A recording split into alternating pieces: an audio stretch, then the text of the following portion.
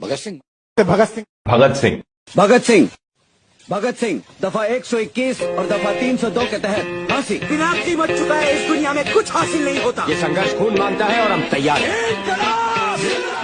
आज मैं आपसे एक सवाल पूछना चाहता हूँ और ये सवाल मेरे दिमाग में पिछले कई दिनों से है। सवाल ये है कि भारत को आजाद हुए 80 साल होने वाले हैं और भगत सिंह जी को फांसी हुए 95 साल, 95 इयर्स। और इन 95 इयर्स में हमने रॉकेट्स स्पेस में भेजे, IITs बनाए, IIMs बनाए, चंद्रयान चांद पर उतारा, दुनिया की 5th लार्ज इकोनॉमी बन गए। ये सब हमने किया। 100 सालों में हम एक भगत सिंह पैदा नहीं कर पाए। वो भगत सिंह जिन्होंने 23 साल की उम्र में, महज 23 साल की उम्र में हंसते हंसते फांसी को गले लगा लिया। आज हम इसी बात का जवाब ढूंढेंगे कि पिछले 100 सालों में हम दूसरा भगत सिंह पैदा नहीं कर पाए। लेकिन ये जवाब ढूंढने से पहले हमें उस इंसान को समझना होगा जिसके बारे में हम बात कर रहे हैं। क्योंकि मैंने नोटिस किया है हम भगत सिंह को जानते कम है और सेलिब्रेट ज्यादा करते हैं। तो चलिए शुरू करते हैं उस इंसान को समझना जिसको हम समझ नहीं पाए। 22 मार्च की रात, लाहौर सेंट्रल जेल। अगली सुबह भगत सिंह को फांसी होने वाली थी और उस रात वो क्या कर रहे थे?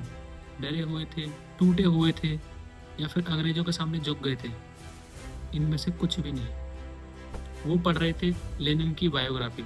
जब जेल वार्डन उन्हें लेने आया तो भगत सिंह बोले, रुको, एक क्रांतिकारी दूसरे क्रांतिकारी से मिल रहा है। उन्होंने वो किताब का पन्ना पूरा पढ़ा, किताब बंद की और जेल वार्डन के साथ चल दिए। ऐसे थे भगत सिंह।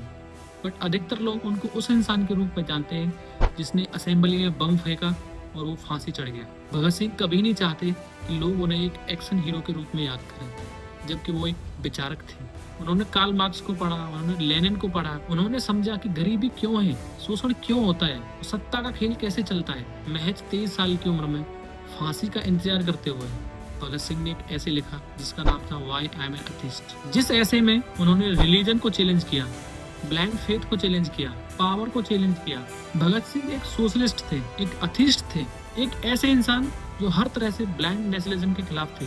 भगत सिंह एक आइडियोलॉजी के लिए लड़े, जो आइडियोलॉजी थी शोषण से मुक्ति हर इंसान के लिए बिना किसी भेदभाव के। भगत सिंह की HSR है, हिंदुस्तान सोशलिस्ट रिपब्लिकन एसोसिएशन का एक मैनिफेस्टो था जिसमें लिखा था कि आजादी का असली मतलब अंग्रेजों को भगाना नहीं है। आजादी का असली मतलब है हर किसान की जमीन, हर मजदूर को न्याय, हर इंसान को डिग्निटी, ये सब कुछ मिले। और इतने साल बीत गए, हम उस मैनिफेस्टो से आज भी कोसों दूर है। किसी को क्रांतिकारी कहना आसान है, उसके विचारों को जीना मुश्किल है। हमने भगत सिंह को क्रांतिकारी तो कह दिया और उनके विचारों को कैरिकुलम में डालने की हिम्मत आज तक किसी सरकार में नहीं हुई। आप कल्पना करो एक बच्चे की जो स्कूल जाता है, पढ़ता है, हर साल पास होता है, 12 साल पढ़ता है।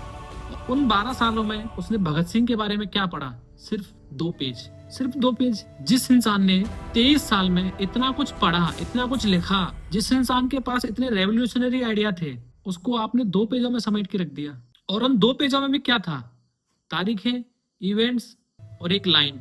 भगत सिंह एक महान क्रांतिकारी थे जिन्होंने देश के लिए अपनी जान दे दी। बस उनकी राइटिंग्स का कोई जिक्र नहीं, उनकी आइडियोलॉजी का कोई जिक्र नहीं। एक तरफ तो भारत का एजुकेशन सिस्टम भगत सिंह को अपना हीरो बताता है, दूसरी तरफ उन्हीं के विचारों को छुपाता है। क्यों? क्योंकि इनको भगत सिंह के विचार डेंजरस लगते हैं, क्योंकि उनकी विचारधारा में सवाल करना है, वो सवाल करते हैं। और हमारा सिस्टम तो उन लोगों को पसंद नहीं करता, उन स्टूडेंट्स को पसंद नहीं करते जो सवाल करते हैं। उन्हें तो बस सिस्टम को रटने वाले स्टूडेंट चाहिए। उन्होंने तो भगवान तक पर सवाल उठा दिए। ऐसा स्टूडेंट आज के एजुकेशन सिस्टम में सर्वाइव कर पाएगा? नहीं कर पाएगा। उस स्टूडेंट को ट्रबल मेकर बोला जाएगा, उसके पेरेंट्स को बुलाया जाएगा, और इतने पर भी अगर स्टूडेंट नहीं रुका तो फिर उसको स्कूल से बाहर कर दिया जाएगा। स्कूल को नहीं चाहिए कि स्टूडेंट सवाल करें। इस एजुकेशन सिस्टम को नहीं चाहिए कि कोई उनसे सवाल करे, कोई उनसे पूछे कि मुगलों की हिस्ट्री इतनी लंबी और भगत सिंह 2 पेजों में। ऐसा क्यों? क्यों नहीं पढ़ाते भगत सिंह की आइडियोलॉजी को? क्यों उनको सिर्फ एक क्रांतिकारी का टैग दे दिया गया? क्यों उनकी विचारधारा सिर्फ 2 पन्नों में रह गई? क्या आपका दायित्व तो नहीं होता कि आपके क्रांतिकारियों को लोग जाने, लोग उनके बारे में पढ़ें? इस सिस्टम में भगत सिंह के लिए कोई जगह है ही नहीं, क्योंकि वो कॉम्प्रोमाइज नहीं करते, वो झुकते नहीं है। उनकी आइडियोलॉजी में ये सब है ही नहीं। और जो लोग झुकते नहीं है उन लोगों को ये सिस्टम उखाड़ देता है। उनकी book why I am an atheist क्यों नहीं उसको कंपलसरी करते?